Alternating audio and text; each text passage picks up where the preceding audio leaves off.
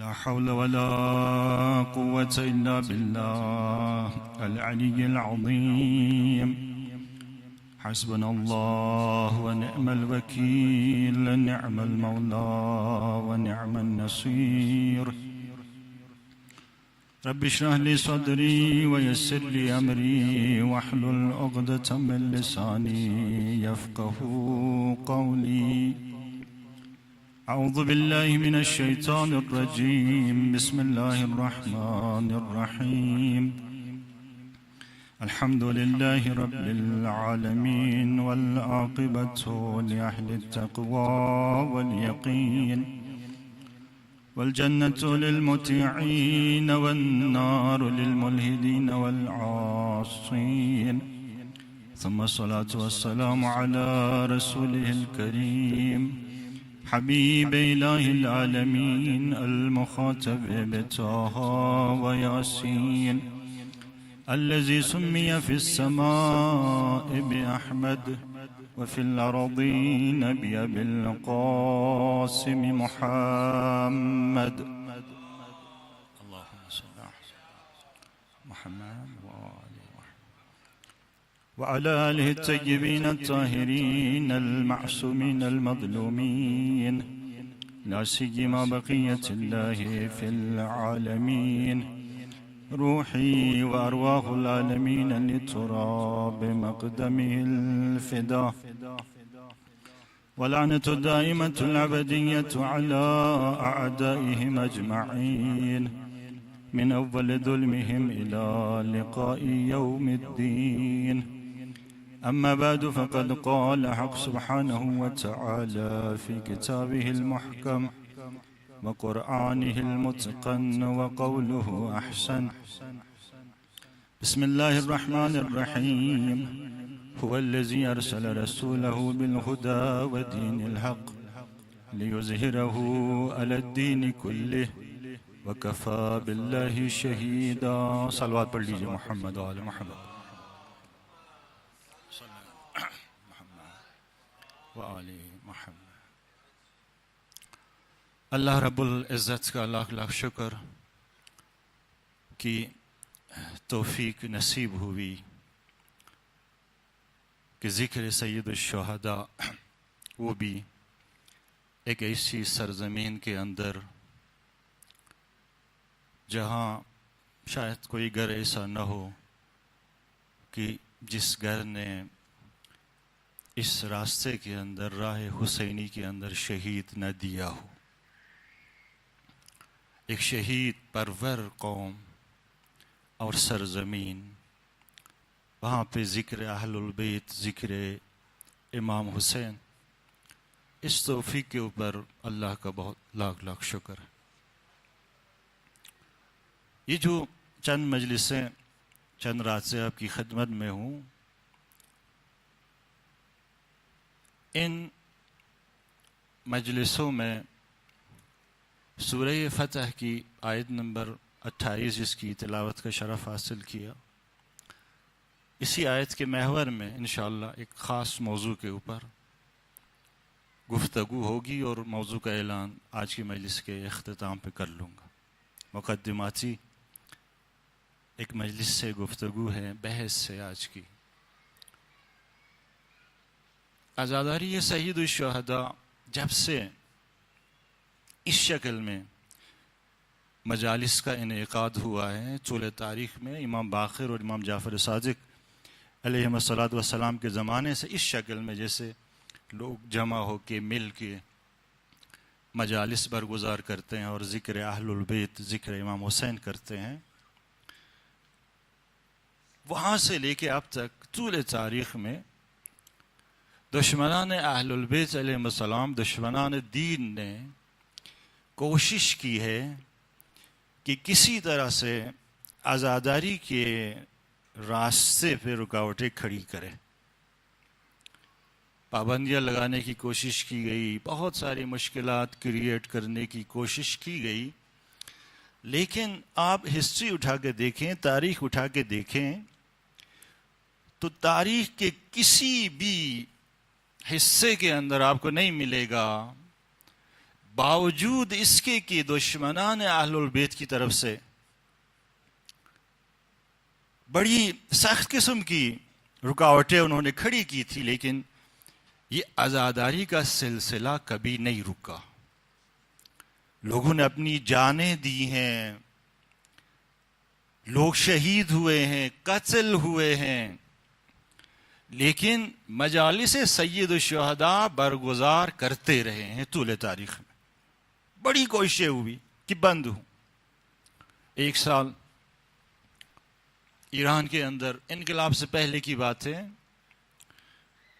حکومت کی طرف سے پابندی لگ گئی مجالس سید الشہداء کے اوپر. اس وقت جو مرجع تقلید تھے وہ آیت اللہ شیخ عبد الکریم حائری تھے، مؤسس حوزہ علمیہ قوم. یقیناً نام سنا ہوگا آپ نے. بہت افسردہ تھے کیونکہ گورنمنٹ نے پابندی لگائی تھی کہ مجالس برگزار نہیں ہو سکتی. بہت افسردہ تھے، غمگین تھے، پریشان تھے. ایک دن کسی گھر میں سارے علماء کرام جمع تھے، موجود تھے، اور آیت اللہ شیخ عبد الکریم حائری بڑے پریشان حال، افسردہ، غمگین، سر جھکائے، آنکھوں سے آنسو بہہ رہے ہیں، بیٹھے ہوئے. تو ایک عالم دین وہ آگے بڑھا دلاسا دینے کے لیے اور کہا کہ آغا جان آپ کیوں اتنے غمگین ہو رہے ہیں، کیوں اتنے افسردہ ہو رہے ہیں؟ حکومت نے پابندی لگا دی ہے تو کسی واجب کے اوپر تو پابندی نہیں لگائی ہے. عزاداری ایک مستحب عمل ہے، ایک مستحب کام کے اوپر پابندی لگائی اور آپ اتنے افسردہ ہیں، غمگین ہیں، پریشان ہیں. اگر کسی واجب کے اوپر پابندی لگتی ہم سب پریشان ہوتے، کیوں اتنے پریشان ہو رہے ہیں؟ آیت اللہ شیخ عبد الکریم حائری نے ایک جملہ کہا، فرمایا کہ درست سے عزاداری سید الشہداء ایک مستحب عمل ہے، لیکن یہ ایسا مستحب ہے جس نے ہزاروں واجبات کو محفوظ رکھا ہوا ہے. ہزاروں واجبات کو. اگر دین آج ہم تک پہنچا ہے، دین محفوظ اگر رہا ہے اور محفوظ حالت میں یہ منتقل ہوتے ہوئے اگر ہم تک پہنچا ہے تو کس کے ذریعے پہنچا ہے؟ انہی مجلسوں کے ذریعے، اسی عزاداری سید الشہداء کے ذریعے. اسی کے ذریعے دین محفوظ بھی رہا ہے طول تاریخ میں، اور نسل در نسل دین منتقل. ہم نے اگر دین کے بارے میں کوئی آگاہی حاصل کی ہے تو کہاں سے کی ہے؟ ہم نے کسی یونیورسٹی میں جا کے، کسی کالج میں جا کے، کسی درسگاہ میں جا کے ہم نے دین نہیں سیکھا. دین اگر ہم نے لیا ہے تو انہی مجالس سے لیا ہے، مجالس سید الشہداء. یہیں سے ہم نے دین لیا، ادھر سے سیکھا ہے. اگر محبت اہل البیت ہمارے دلوں کے اندر ہے تو وہ بھی اسی عزاداری سید الشہداء انہی مجالس کی مرہون منت سے. لہذا کوششیں ہوئی پابندیاں لگانے کی، اور کچھ اپنے نادان اور جاہل قسم کے لوگ انہوں نے بھی طول تاریخ میں کوشش کی مختلف قسم کے شبہات ایجاد کرنے کی عزاداری کے حوالے سے، کہ جی عزاداری میں آپ اتنے نظر و نیاز اور تبرکات میں اتنا مال پیسہ خرچ کرتے ہو، کیوں نہیں اسے کسی فلاحی کام میں خرچ کرتے ہو؟ بہت ساری کوششیں ہوئی ہر طرح سے عزاداری کو کمرنگ کرنے، کمزور کرنے، اور جس ہدف کے لیے عزاداری ہونی چاہیے تھی اس ہدف سے لوگوں کو ٹریک سے ہٹانے کے لیے ہر طرح کی کوششیں ہوئی. لیکن جو صحیح معنوں میں حسینی ہیں، جو عاشق حسین ہیں، جو مولا حسین کے اوپر اپنی جانیں قربان کرنے کے لیے تیار، ہر وقت آمادہ، انہوں نے ان شبہات کا بھی مقابلہ کیا، محفوظ رکھنے کی کوشش کی عزاداری کو ہر طرح سے. تو لہٰذا یہ جو مجالس سید الشہداء منعقد ہوتی ہیں خاص طور پر محرم سفر کے اندر، ان 2 مہینوں میں، اور ربیع الاول کے بھی شروع کے کچھ دن. کیا ہدف ہونا چاہیے؟ ذرا توجہ کریں، غور سے سنیں. ان مجالس کا کیا ہدف ہونا چاہیے؟ بہت سارے اہداف قابل تصور ہیں، لیکن سب سے بڑا ہدف ان مجالس سید الشہداء کا، محرم سفر کا سب سے بڑا ہدف کہ ہم سب اس ہدف کے حصول کے لیے آئیں مجالس میں، ذکر اہل البیت سنیں اور اس سے اپنی زندگی کے اندر عملی کرنے کی کوشش کریں. وہ سب سے بڑا ہدف کیا ہونا چاہیے؟ دیکھیں، امام جعفر صادق علیہ السلام نے فضیل بن یسار، امام کے صحابی میں سے ایک صحابی ہیں، انہیں بتا دیا کہ مجالس کا ہدف کیا ہونا چاہیے. پہلے فرمایا اتجلسون اتتحدثون، کیا تم مجالس سید الشہداء برگزار کرتے ہو؟ تو فضیل بن یسار نے کہا کہ نعم مولا، ہم سید الشہداء کی مجالس برگزار کرتے ہیں، ہم جمع ہو جاتے ہیں، اکٹھے ہو جاتے ہیں، ذکر اہل البیت ہوتا ہے، بیان مصیبت امام حسین، مجلس ہم برگزار کرتے ہیں. پھر فرمایا، ہدف بیان کیا امام نے، فرمایا احیو امرنا، ہمارے امر کو زندہ کرو، امر اہل البیت، اس کا احیاء، اسے زندہ کرنا، یہ ہدف ہونا چاہیے مجالس سید الشہداء کا. اور یہ امر اہل البیت کیا ہے؟ اس کے بہت سارے مصادیق ہیں. یہ دین شناسی کیا ہے؟ یہ امر اہل البیت سے. خود ائمہ علیہ السلام کی معرفت یہ کیا ہے؟ یہ امر اہل البیت علیہ السلام. معارف اہل البیت جو مختلف شکلوں میں، عقائد کی شکل میں، اخلاق کی شکل میں، فقہ کی شکل میں، حلال و حرام کی شکل میں جو بیان ہوئے، ان کی معرفت، یہ بھی امر اہل البیت ہے. امر اہل البیت، اس کو فلسفی حضرات، علم فلسفے کے اندر ایک اصطلاح یوز ہوتی ہے، یہ مقولہ تشکیکی ہے، اس کے درجات ہیں، درجات ہیں. لہذا یہ ڈیفائن کرنا کہ سب سے بڑا مصداق کیا ہے امر اہل البیت کا. ہم جو مجالس برگزار کرتے ہیں تو ہمارا ہدف وہ سب سے اعلیٰ مصداق وہ ہونا چاہیے. مصادیق اس کے بہت زیادہ ہیں، بعض مصادیق ہیں لیکن اتنی اہمیت کے حامل نہیں ہیں، بعض مصادیق اور اہمیت رکھتے ہیں، لیکن اس کے بعض مصادیق ایسے ہیں جو بہت زیادہ اہمیت کے حامل، بہت ضروری ہے، ہدف بہت ضروری ہے. آپ کسی بھی چیز کی ارزش، اس کی قیمت لگانی ہو آپ نے، تو دیکھو پیچھے ہدف کیا ہے. ہدف ہمیشہ کیا کرتا ہے؟ کسی بھی چیز کی اہمیت کو بیان کرتا ہے، اس کی ارزش کو، اس کی قیمت کو، اس کا جو قد کاٹ ہے اسے بیان کرتا ہے، اس کا جو حد و اندازہ ہے اسے بیان کرتے ہیں. ہدف بہت اہم ہے. اگر ہم نے انسانوں کی جو قدر و منزلت ہے، جو مقام ہے، انسانوں کا جو مرتبہ ہے، ایک انسان، اس کا قد کاٹ، اس کا حد و اندازہ، اس کا مقام، مرتبہ، اس کی منزلت جاننا اگر ہے تو دیکھو یہ کس قسم کے اہداف کے پیچھے ہے، یہ کس قسم کی آرزوئیں رکھتا ہے، اس کی خواہشات کس قسم کی ہے، اس کی تمنائیں کس قسم کی ہیں، یہ کس چیز کے پیچھے ہے.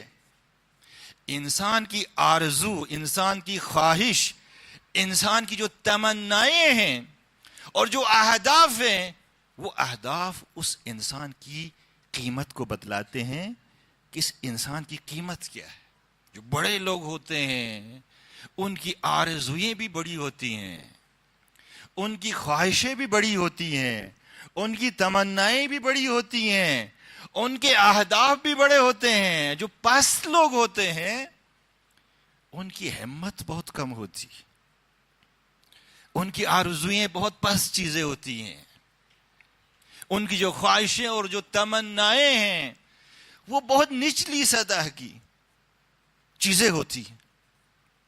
علامہ محمد تقی جعفری ایک بہت بڑے فلسفی گزرے ہیں، یقیناً نام سنا ہوگا آپ نے، انقلاب سے پہلے ڈنمارک کے اندر ایک کانفرنس تھی، پوری دنیا سے جو فلسفے سے آگاہی اور آشنائی رکھنے والے لوگ وہاں پہ جمع تھے۔ کانفرنس کا موضوع یہ تھا کہ ایک انسان کی قیمت آپ کیسے لگا سکتے؟ اگر آپ نے جاننا ہو کہ ایک انسان، اس کی ویلیو کتنی ہے، اس کا حد و اندازہ کتنا ہے، قد کاٹ کتنا ہے، اگر اس کا اندازہ لگانا ہو تو اس کا فارمولا کیا ہے؟ کن چیزوں کے ذریعے سے ہم انسان کو تول سکتے کہ بڑا انسان، چھوٹا انسان، بڑی ظرفیت رکھنے والا انسان، کم ظرف انسان، تولنے کا معیار کیا ہے؟ کانفرنس کا موضوع یہی تھا، ٹاپک ہی یہی تھا۔ یہاں ایران سے دعوت دی گئی تھی علامہ محمد تقی جعفری کو۔ جب ان کی باری آ گئی، یہ گئے ڈائز پہ جا کے انہوں نے کہا کہ ایک انسان کی قیمت کا اندازہ لگنا ہے تو دیکھو کہ وہ آرزوئیں کس قسم کی رکھتا ہے۔ اگر ایک انسان کی آرزو یہ ہے کہ اس کے پاس ایک لگژری گاڑی ہو تو اس انسان کی قیمت بھی اسی گاڑی کے برابر ہے۔ وہ گاڑی کی جتنی قیمت ہے اتنی قیمت اس انسان کی بھی ہے۔ اگر ایک انسان کی آرزو یہ ہو، تمنا، خواہش، ہدف زندگی کا یہ ہو کہ اس کے پاس ایک لگژری گھر ہو، ایک بنگلہ ہو، تو اس بنگلے کی جتنی قیمت اتنی اس انسان کی قیمت ہے، اس سے زیادہ اس کی قیمت نہیں ہو سکتی۔ لیکن اگر ایک انسان کی آرزو، اس کی تمنا، اس کی خواہش، اس کی ہدف، اس کا ہدف خدا ہو، پھر ایسے انسان کی قیمت آپ نہیں لگا سکتے۔ یا علی، ایسے انسان، اس کی قیمت نہیں لگائی جا سکتی۔ کیوں نہیں لگائی جا سکتی؟ اس لیے کہ خداوند متعال بے نہایت عظمتوں کا مالک ہے، ابوہت کا مالک ہے، وہ نامحدود ہے۔ کیا خدا کی کوئی قیمت لگا سکتا ہے؟ خدا کی کوئی قیمت نہیں لگائی جا سکتی۔ جس کی آرزو خدا ہو، جس کی تمنا، خواہش، ہدف زندگی کا خدا ہو، پھر ایسی انسان کی قیمت نہیں لگائی جا سکتی۔ کہتا ہے کہ میں نے یہ باتیں کی، کچھ اور بھی مثالیں بیان کی، اور بیان کر کے جیسے ہی اترنے لگا تو وہ جتنے بھی وہاں پہ آئے ہوئے تھے، پوری دنیا سے لوگ آئے ہوئے تھے، بڑے بڑے مفکر اندیشمند آئے ہوئے تھے وہاں پہ، سب کھڑے ہو گئے۔ انہوں نے ڈیسک بجانے شروع کیے، تالیاں، تشویق ایک طرح سے۔ یہ کہتا ہے میں اتر کے نیچے آیا، ابھی اپنی جگہ میں بیٹھنے والا تھا، میں واپس چلا گیا دوبارہ۔ میں دوبارہ گیا ڈائز پہ جا کے کہا کہ اگر آپ کی اجازت ہے تو میں ایک جملہ اور عرض کروں گا۔ سب نے اجازت دی۔ کہتا ہے کہ یہ جو باتیں میں نے کی ہے نا، یہ باتیں میری نہیں ہیں، میرے مولا، میرے امام علی علیہ السلام نے فرمایا ہے۔ میرے مولا نے فرمایا ہے قیمت کل امرئ ما یحسنہ، ہر انسان کی قیمت آپ اس چیز سے لگا سکتے ہیں جس کی وہ خواہش رکھتا ہے، جس کی وہ آرزو رکھتا ہے، جس کی وہ تمنا رکھتا ہے۔ ہدف یہ بتاتا ہے ارزش کتنی ہے کسی چیز کی، ہدف بتاتا ہے۔ بعض لوگ عبادتوں کے اندر بھی کس کے پیچھے ہوتے ہیں؟ دنیا کے پیچھے ہوتے ہیں۔ ایک استاد بزرگوار کہا کرتے تھے کہ بعض لوگ، ان کی ہمت اتنی کم ہے کہ عبادتوں کے اندر بھی دنیا کے پیچھے ہوتے ہیں، لیکن بعض لوگ اتنے بڑے ہیں کہ ان کے کسب و کار کے اندر بھی خدا نظر آتا ہے، کسب و کار کے اندر بھی خدا نظر آتا ہے۔ ایک بہت بڑے عارف تھے، ان کی دکان تھی، کبابی کی دکان تھی، لوگ آتے تھے کھانا کھانے، ہوٹل تھی ان کی۔ وہ جہاں پیسے رکھتے تھے اس کا دروازہ کھلا ہوتا تھا، کھانا کھانے والا آ کے کھانا کھا کے پیسے ڈالتے تھے، کچھ لوگ وہاں سے پیسے لے جاتے تھے جو ضرورت مند ہوتے تھے، جو محتاج ہوتے تھے، پوچھتے بھی نہیں تھے، ان سے پوچھتے بھی نہیں تھے، آ کے اٹھا کے لے جاتے تھے. اور لے جانے والے اتنی صداقت رکھتے تھے کہ جتنی ضرورت ہوتی تھی اتنے اٹھا کے لے جاتے تھے. دیکھیں بعض لوگ کسب و کار، یہ کوئی انہوں نے ہوٹل تو کھولا ہوا تھا، لیکن ہوٹل اس لیے نہیں کھولا تھا کہ جی پیسے کماؤں، اور خدا نے پھر برکت بھی دی تھی، ایسی برکت بھی دی تھی ایسی. بعض لوگ اپنے کسب و کار اس میں بھی خدا کے پیچھے ہوتے ہیں، لیکن بعض لوگ ان کی ہمتیں اتنی پست ہوتی ہیں، کم ہوتی ہیں کہ عبادتوں کے اندر بھی وہ کس کے پیچھے ہوتے ہیں؟ دنیا کے پیچھے ہوتے ہیں، دنیا کے پیچھے ہوتے ہیں. نماز شب پڑھتے ہیں رزق میں اضافہ ہو، صلہ رحم کرتے ہیں عمر طولانی ہو جائے. عمر طولانی یہ بھی ایک دنیاوی خواہش ہے. اگرچہ اہل البیت علیہ السلام نے یہ بتایا ہے ہمیں کہ اگر کھانے کا نمک اگر چاہیے تو وہ بھی ہم سے مانگو. میں یہ نہیں کہتا کہ یہ دنیا مانگنا اہل البیت علیہ السلام سے یہ کوئی بری چیز ہے، نہیں، بری چیز نہیں ہے. اگر بری چیز ہوتی تو اہل البیت علیہ السلام ہمیں نہیں بتاتے، خود اہل البیت علیہ السلام نے بتایا. اگر آپ کو رزق کا مسئلہ ہے دو نماز شب پڑھ لو، طولانی عمر چاہتے ہو صلہ رحم کر لو، خود اہل البیت نے بتا دی ہے. لیکن یہ کہ دنیا کے اوپر ہی نظریں جمی رہیں، یہاں سے اوپر نہ جائیں، یہ بری چیز ہے. یہ بری چیز کہ نگاہیں دنیا سے اوپر نہ جائیں، اٹکی رہیں اسی کے اوپر. امام کو بھی اگر پکاریں بلائیں تو کس کے لیے؟ دنیا کے لیے. دنیا کو محور بنانا یہ بری چیز ہے، لیکن دنیا خدا سے مانگنا، دنیا اہل البیت سے مانگنا یہ بری چیز نہیں ہے. خود اہل البیت علیہ السلام نے ہمیں بتایا ہے، نصیحت کی ہے. بہت ساری روایت ہیں اس حوالے سے، بہت ساری روایت ہیں اس حوالے سے. تو بعض لوگ ہمتیں پست ہوتی، کم ہوتی ہیں، دنیا کو ہی ہدف بنایا ہوا ہوتا. کتنے خوش نصیب ہیں وہ لوگ کہ جن کا ہدف دنیا نہیں بلکہ آخرت، آخرت کو سامنے رکھ کے اپنی دنیا کو مینج کرتے ہیں، اپنی زندگی گزارتے ہیں. کتنے خوش نصیب. سعید ابن طاؤس نام سنا ہوگا، رفیق امام زمانہ کے نام سے مشہور ہے، معروف ہے، سعید ابن طاؤس. ان کی ایک کتاب ہے کشف المحجن نام ہے، فارسی میں اس کا ترجمہ ہوا ہے فانوس کے نام سے. اس کتاب کے اندر سعید ابن طاؤس نے اپنے بیٹے کو جو نصیحتیں کی ہیں وہ ساری نصیحتیں اور وصیتیں اس کتاب کے اندر انہوں نے لکھی. بیٹا تھا ان کا محمد کو جو وصیتیں کی، وصیت کرتے ہوئے کہتے ہیں کہ محمد، دیکھیے یہ بات جو ابھی سعید ابن طاؤس کی نقل کر رہا ہوں، یہ سعید ابن طاؤس جیسے لوگ ہی ایسی باتیں کر سکتے ہیں. کوئی اور اگر اس قسم کی بات کرتا شاید ہم باور نہ کرتے، یقین نہ کرتے. سعید ابن طاؤس کہتا ہے کہ بیٹا محمد، اگر یہ کل دنیا، پوری دنیا وما فیہا، جو کچھ ہے اس دنیا، اس کل دنیا کو آپ کے بابا کے ایک ہاتھ میں اگر لا کے کوئی رکھ دے تو یہ آپ کا باپ اس دنیا کو دوسرے ہاتھ سے بخش دے گا، اس سے پہلے کہ پہلے ہاتھ کو پتہ چلے، خبر ہو. یہ بات وہ کہہ سکتا ہے کہ جس کے لینے والے ہاتھ اور اس دینے والے ہاتھ کے درمیان ایک دل ہو، ایک سینہ ہو، اور وہ سینہ اتنا وسیع ہو کہ دنیا اس کے مقابلے میں کیا ہو؟ بے ارزش ہو، اس کی کوئی قیمت نہ ہو. وہ ایسی باتیں کر سکتا ہے کہ اگر اس ہاتھ میں دنیا رکھے تو دوسرے ہاتھ سے بخش دوں گا، اس پہلے ہاتھ کو پتہ بھی نہ چلے. آخرت کو سامنے رکھ کے دنیا کو مینج کرنا، ہدف آخرت. شیخ مرتضیٰ زاہد بہت بڑے عارف گزرے، یقیناً نام سنا ہوگا آپ نے.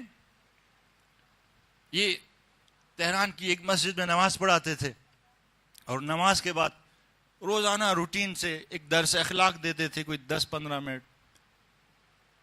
اور کچھ فقہی احکام بیان کرتے تھے. ایک دن ایک فقہی مسئلہ بیان کیا، اور بیان کرنے کے بعد گھر چلے گئے. جا کے کتاب کھول کے انہوں نے دیکھی تو تو پتہ چلا کہ مسئلہ غلط بیان کیا ہے، صحیح بیان نہیں کیا. کہتے ہیں اسی وقت گھر سے نکلے. اب اس زمانے میں آج سے کوئی 50-60 سال پرانی بات ہے کہ بہرحال جس محلے میں مسجد تھی اور جو نمازی مسجد میں آتے تھے نماز پڑھنے کے لیے، ان کے گھروں کو جانتا تھا. تو کہتے ہیں کہ ایک ایک نمازی کے گھر گئے، دروازہ کھٹکھٹایا، بلایا اور بلا کے بتایا کہ مسجد میں جو مسئلہ، فقہی مسئلہ جو میں نے بیان کیا تھا وہ میں نے غلط بیان کیا تھا.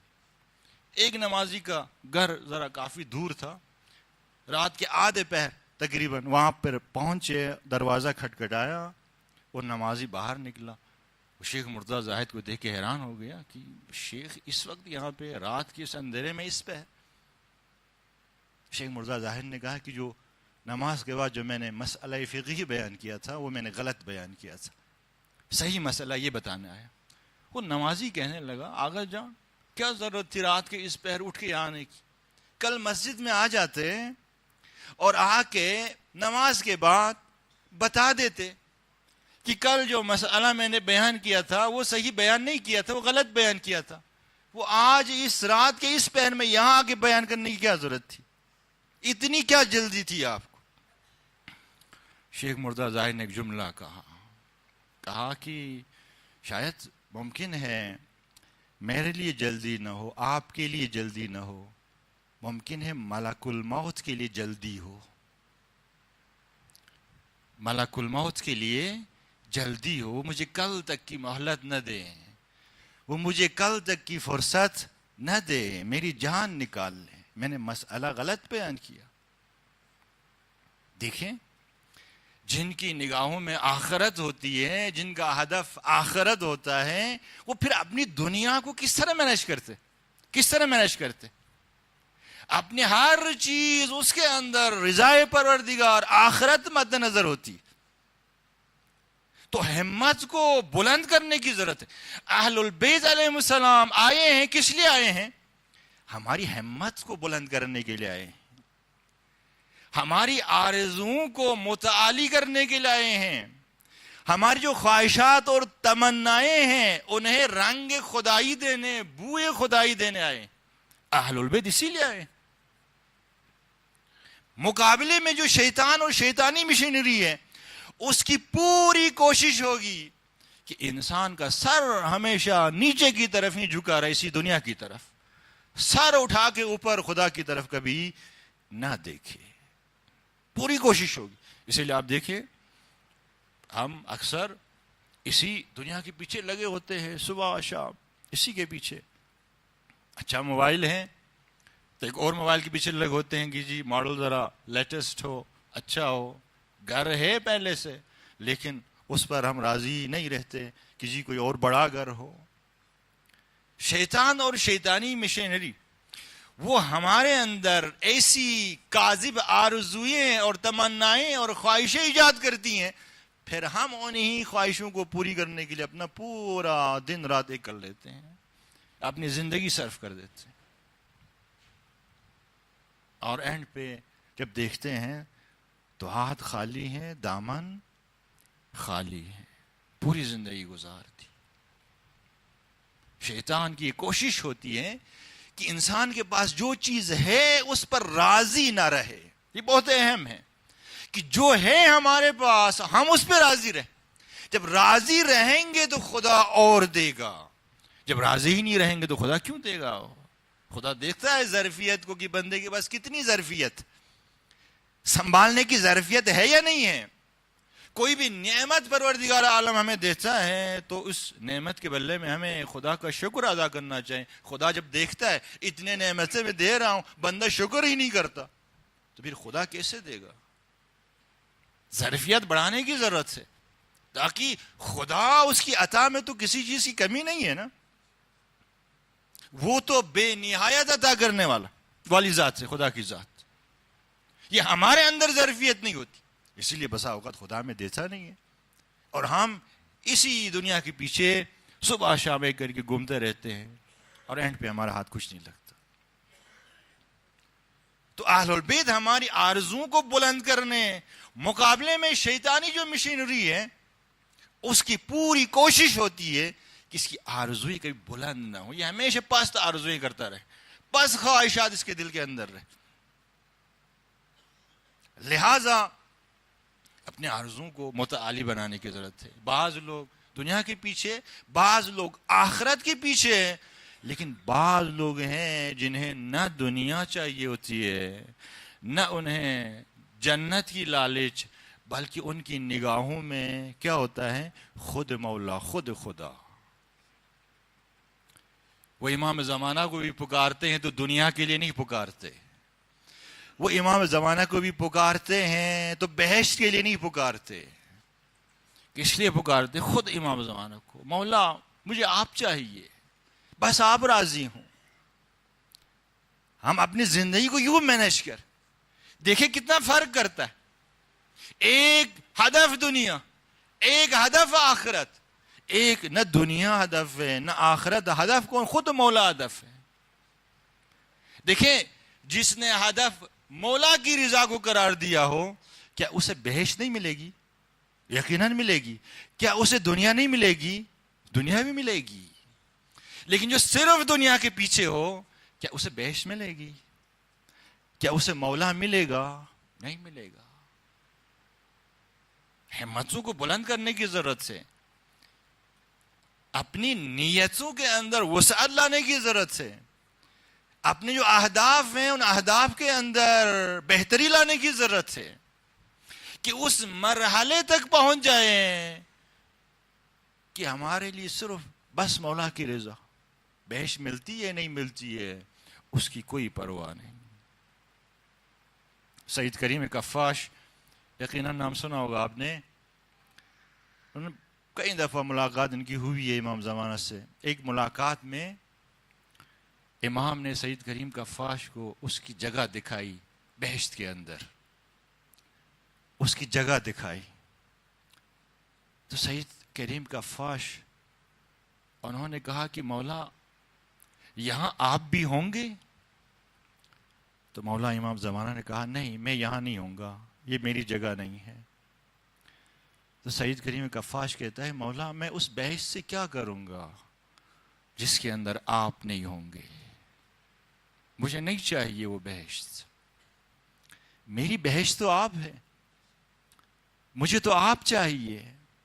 یہ کامل الزیارات کے اندر ایک حدیث ہے، یہ حدیث شاید آپ لوگوں نے سنی ہوگی. اکثر علماء کرام اس حدیث کو بیان کرتے ہیں ممبروں سے کہ ابن کلوی ان کی ایک کتاب ہے کامل الزیارات، بہت ہی نام مطالب اس کتاب کے اندر زیارات کے حوالے سے بیان ہوئے ہیں.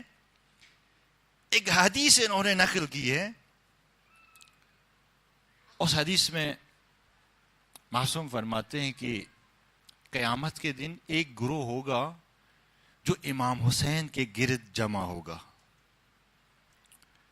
امام حسین کے گرد جمع ہوگا، ان کے لیے جنت تیار کی جائے گی اور جنت سے حوریں اور قصور اور غلمان وہاں سے آوازیں دیں گی کہ آپ کے لیے جنت تیار ہو چکی ہیں، تشریف لائیں.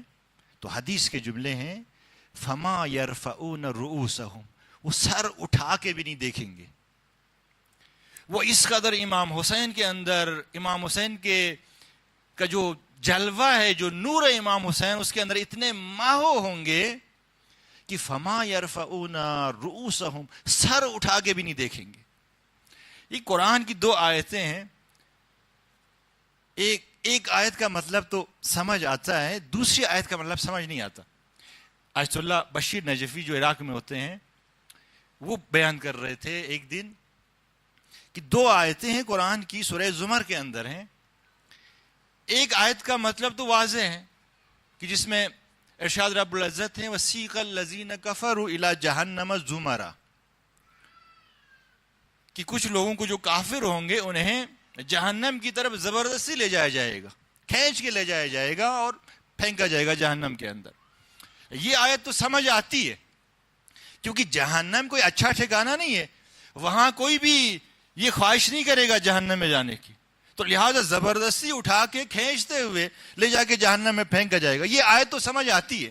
لیکن ایک آیت چھوڑ کے جو اگلی آیت ہے وَسِيقَ الَّذِينَ اتَّقَوْا رَبَّهُمْ إِلَى الْجَنَّةِ زُمَرًا، وہ لوگ جنہوں نے تقوی اختیار کیا ہوگا انہیں بھی جنت کی طرف زبردستی لے جایا جائے گا. آیت اللہ بشیر نجفی کہتے تھے کہ یہ آیت سمجھ نہیں آ رہی تھی کہ بہشت تو کوئی بری جگہ نہیں ہے، کیوں بہشت کی طرف زبردستی کھینچ کے لے جایا جائے گا. وہ کہتا ہے کہ کامل الزیارات کے اندر یہ روایت پڑی کہ اس روایت کے اندر آیا ہے کہ ایک گروہ ہوگا قیامت کے دن جو امام حسین کے گرد جمع ہوگا، جنت سے آوازیں دی جائیں گی، جنت آمادہ اور تیار ہے، آؤ داخل ہو جاؤ. یہ لوگ سر اٹھا کے بھی نہیں دیکھیں گے، سر اٹھا کے بھی نہیں دیکھیں گے. پھر ان لوگوں کو فرشتے آئیں گے ایک ایک کر کے اٹھا کے زبردستی ان کو بہشت کے اندر داخل کیا جائے گا. ابھی ہم نے ائمہ اہل البیت علیہ السلام ان کا جلوہ نہیں دیکھا ہے. ہم نے تو اہل البیت علیہ السلام کے بارے میں صرف سنا ہے نا، جلوہ نہیں دیکھا ہے. دیکھیں مصر کی عورتوں نے حضرت یوسف کا جو حقیقی جلوہ کچھ دیر کے لیے دیکھا تو انہوں نے کیا کیا؟ اپنے ہاتھ کاٹ دیے. اگر کوئی امام علی کا جلوہ دیکھے، اگر کوئی امام حسین کا جلوہ دیکھے، ہاتھ کیا لوگ سر کاٹیں گے، انہیں پتہ نہیں چلے گا. ابھی ہم نے دیکھا نہیں ہے. لبیک یا حسین، لبیک یا حسین، لبیک یا زینب، لبیک یا زینب. تو ہدف کیا ہو؟ ہدف خود مولا. اب امام حسین کو چھوڑ کے کون جائے گا اس بہشت کی طرف جس کے اندر حور و قصور؟ بہشت امام حسین سے بڑھ کے کوئی بہشت، خود امام زمانہ سے بڑھ کے کوئی بہشت. اور یہ بھی ذہن میں رکھیں کہ اگر ہم میں سے کوئی انشاءاللہ سب بہشت میں جائیں گے، وہاں ملاقات ہوگی، بہشت میں گئے ہیں تو روزانہ ائمہ کو دیکھتے رہیں گے، ایسا نہیں ہے. بہشت کے درجات ہیں. ائمہ معصومین جس بہشت میں ہوں گے وہ بہشت بہت بلند ترین بہشت ہے.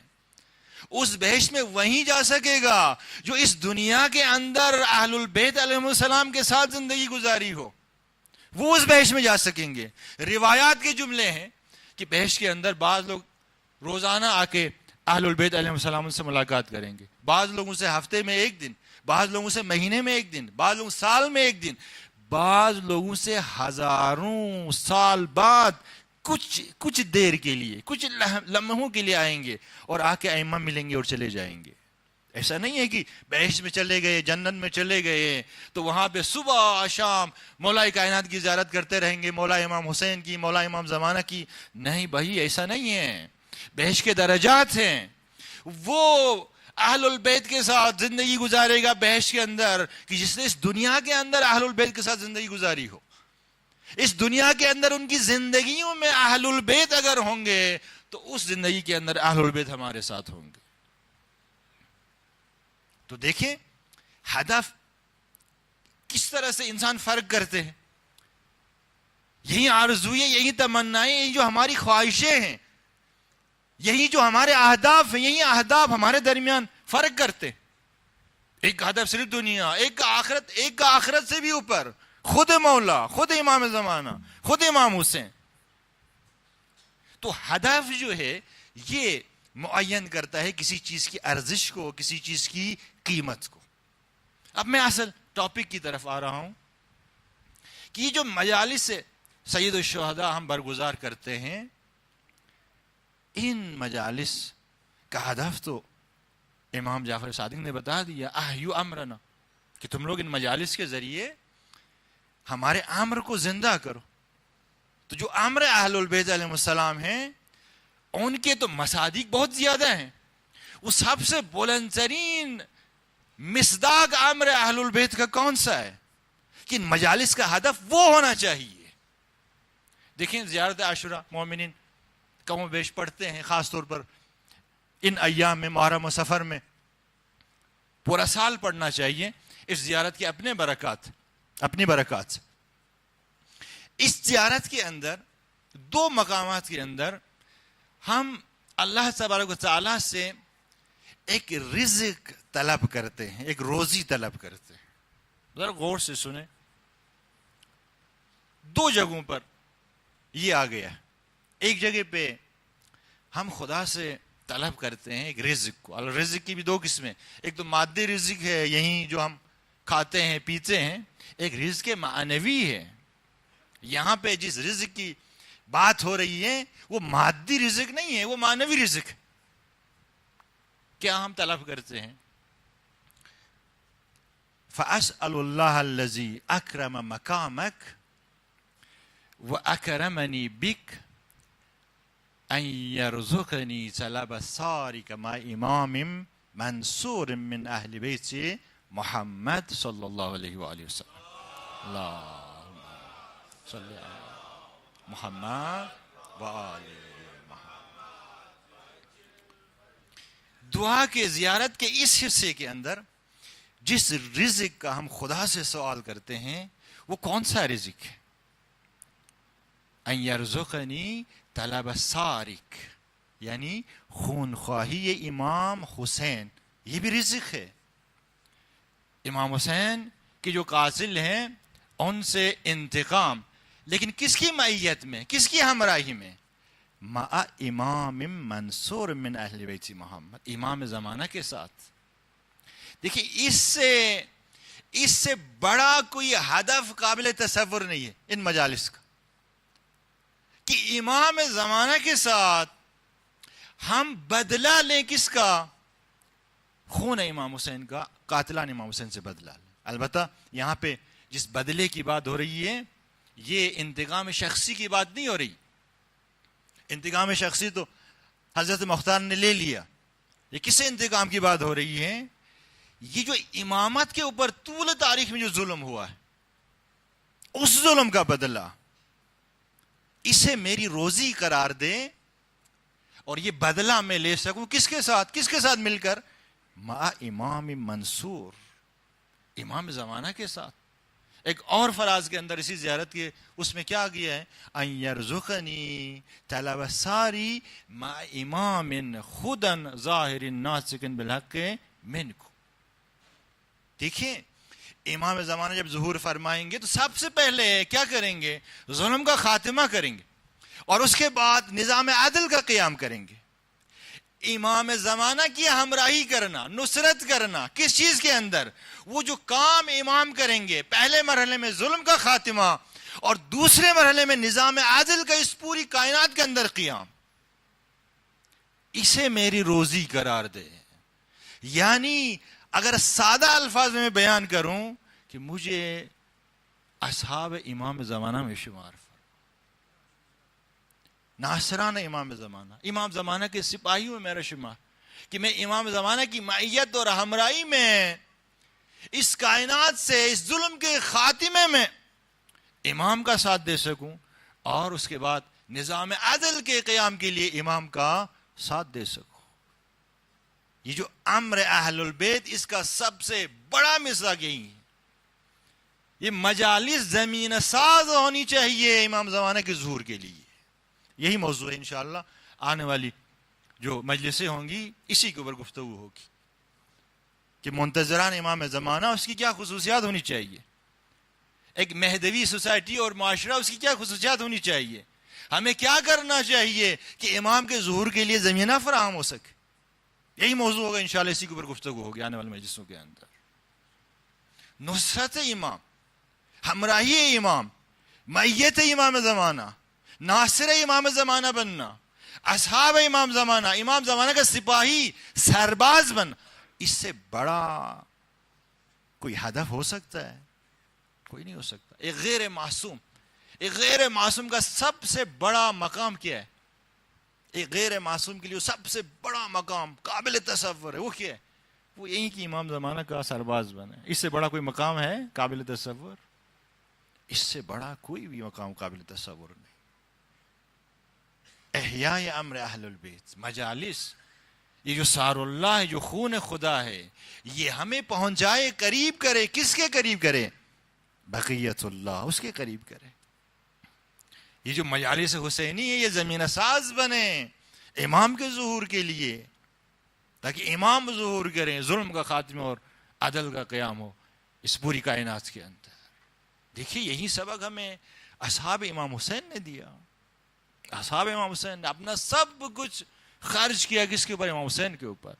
امام حسین کو اپنے اوپر خرچ نہیں کیا, خود کو خرچ کیا. آج ہم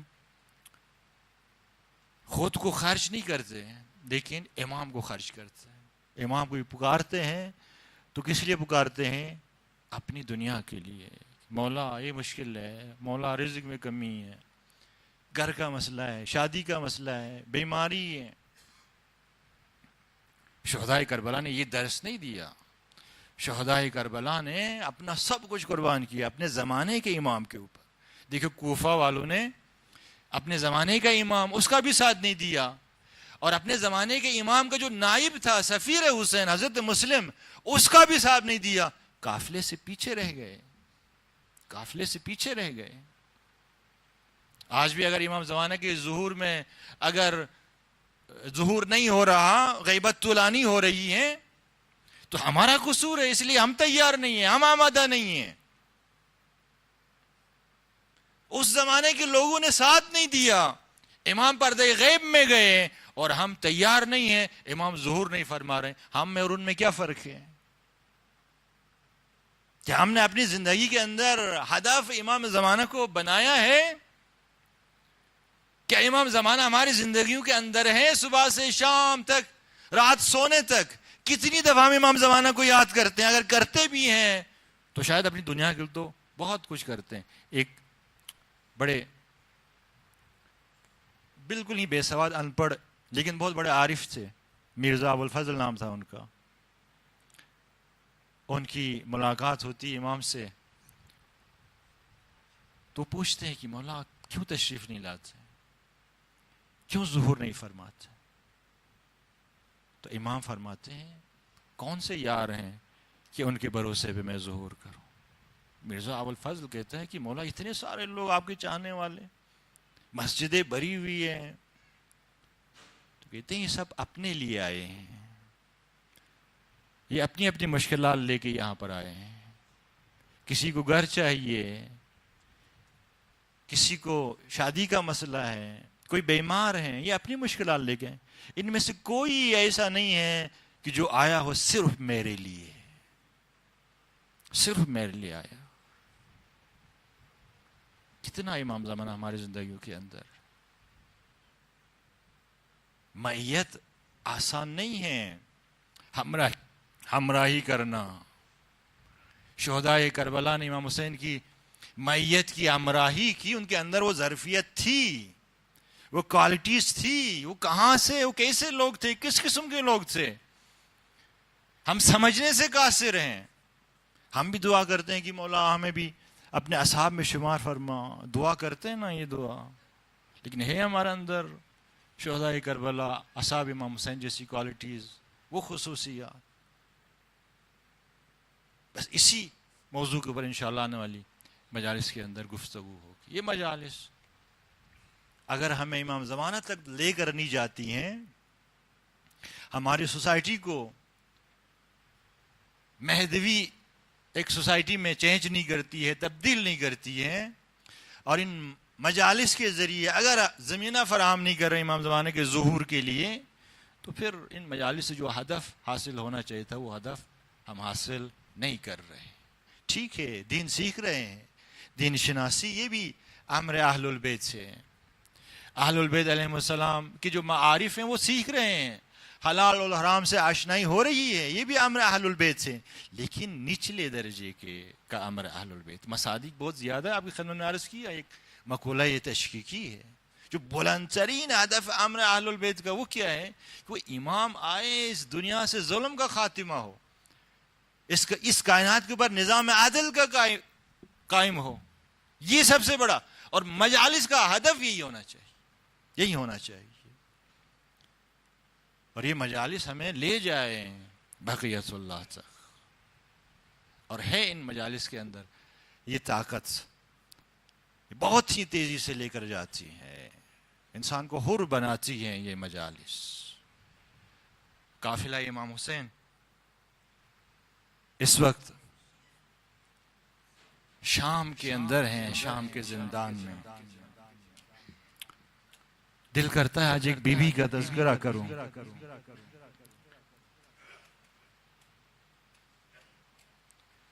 بہت دکھی بیوی ہے. نام ہے رباب. 2 ہی بچے تھے چھوٹے چھوٹے. ایک 6 ماہ کا بچہ تھا، نام تھا اس کا اصغر. کربلا میں رہ گیا. دوسری ایک 4 سالہ بچی تھی، نام تھا اس کا سکینہ، شام کے زندان میں رہ گئی. بہت دکھی ماں ہے رباب. کیا گزری ہوگی رباب کے اوپر جب پلانے کے لیے دودھ خشک ہوا ہو،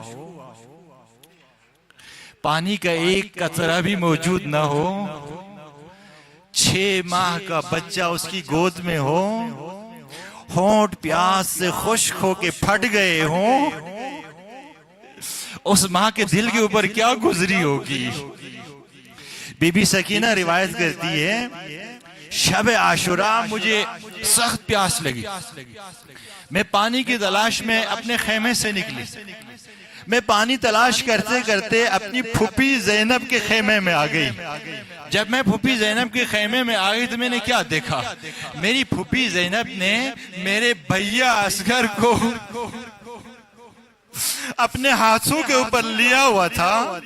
کبھی بیٹھتی تھی، کبھی اٹھتی تھی اور کہتی تھی، اصبر بنیا، اصبر بنیا، صبر کرو میرا بیٹا، صبر کرو میرا بیٹا. جب میں نے اپنے 6 ماہ بھیا اصغر کی یہ حالت دیکھی تو میں اپنی پیاس بھول گئی. میں اصغر کے لیے پانی کی تلاش میں پھوپھی اماں کے خیمے سے باہر نکلی. میں ایک خیمے میں گئی، دوسرے خیمے میں گئی، میں ہر خیمے میں گئی، مجھے ایک قطرہ پانی کا نہیں ملا. شاید یہی وجہ ہو، جب شام غریباں کو پانی جب آ گیا اور پانی سکینہ کے ہاتھ میں جب آ گیا تو کوزہ اٹھا کے دشت بلا کی طرف نکل گئی. کہہ رہی تھی میرے بھیا اصغر کہاں، وہ پانی آ گیا. اجرکم علی اللہ.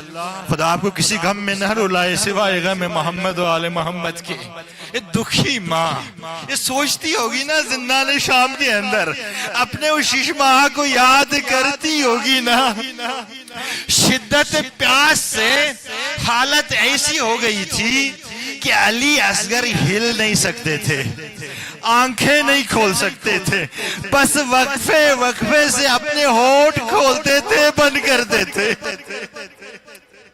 مولا حسین نے ایک جملہ کہا ہے جب علی اصغر کو لے کر آ گئے ہیں نا، آ کے کہا کہ اگر تم مجھ پر رحم نہیں کرتے ہو تو اس طفل معصوم پر رحم کرو.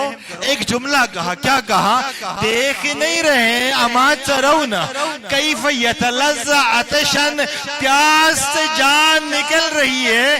مولا نے ایک لفظ کہا ہے. کون سا لفظ کہا ہے؟ یتلظى. یتلظى کسے کہتے ہیں؟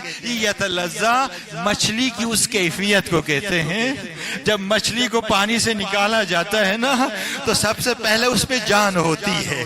جب جان ہوتی تو کیا ہوتی ہے؟ اچھلتی ہے.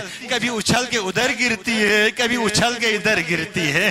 جب کمزور ہو جاتی ہے نا، جب کمزور ہو جاتی ہے اب اچھل نہیں سکتی، وہ مچھلی کیا کرتی ہے؟ صرف اپنا دم ہلاتی ہے. جب اور کمزور ہو جاتی ہے نا تو دم بھی نہیں ہلا سکتی. وہ مچھلی کیا کرتی ہے؟ وقفے سے اپنی آنکھیں کھولتی ہے، بند کرتی ہے. جب اور بھی کمزور ہو جاتی ہے نا تو اپنی آنکھیں بھی نہیں کھول سکتی. وہ مچھلی کیا کرتی ہے؟ وقفے سے اپنے ہونٹ کھولتی ہے، بند کرتی ہے. اس کیفیت کو کہتے ہیں یتلظى. مولا حسین کیا فرما رہے ہیں؟ اما ترون کیف یتلظى عطشا. شدت پیاس سے علی اصغر کی ایسی حالت ہو گئی تھی کہ وقفے سے ہونٹ کھولتے تھے، بند کرتے تھے. اجرکم علی اللہ، اجرکم علی اللہ. منظر یاد آ رہا ہوگا نا بی بی رباب کو، اور وہ منظر بھی شاید بی بی رباب کے ذہن سے نہ نکل رہا ہوگا جب لاش اصغر کو لے کے مولا حسین خیمگاہ کی طرف آ رہے تھے. راوی کہتا ہے کہ چلتے چلتے حسین رک گئے. حسین کی نگاہیں خیمے کے اوپر پڑی. ایک خیمے کے دروازے پر ایک برقعپوش بی بی کھڑی تھی. اجرکم اللہ. خدا آپ کو کسی غم میں نہ رلائے سوائے غم محمد و آل محمد کے. جیسے ہی مولا حسین نے دیکھا نا کہ خیمے کے دروازے پر رباب کھڑی ہے, حسین سے چلا نہیں گیا, 7 قدم پیچھے گئے, 7 قدم آگے آئے. مجھے نہیں معلوم اس طفل بیشیر کی لاش کو کس طرح حسین نے اس کی ماں کے حوالے کیا ہوگا. اجرکم اللہ. بس ایک جملہ سنیں, مجھے اجازت دے. یاد کر رہی ہوگی بی بی رباب, بڑی دکھی ماں ہے رباب.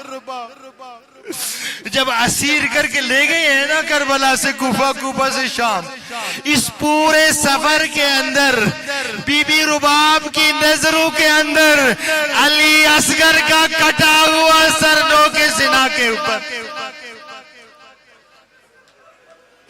جب اپنے ششمائے کا کٹا ہوا سر دیکھتی ہوگی, اس ماں کے دل کے اوپر کیا گزرتی ہوگی. یہی کہتی ہوگی نا, علی اصغر تیری عمر کے بچے تو ماں کی گود کی زینت ہوتے ہیں, یہ تو کہاں نو کے سینہ کے اوپر. یہی کہتی ہوگی نا, علی اصغر اگر میرا بس چلتا میں تجھے نو کے سینہ سے اتارتی, تجھے اپنے سینے سے لگاتی, وہ تیرے چہرے کے اوپر لگا ہوا خون صاف کرتی, میں تیرے ہونٹوں کا بوسہ لیتی.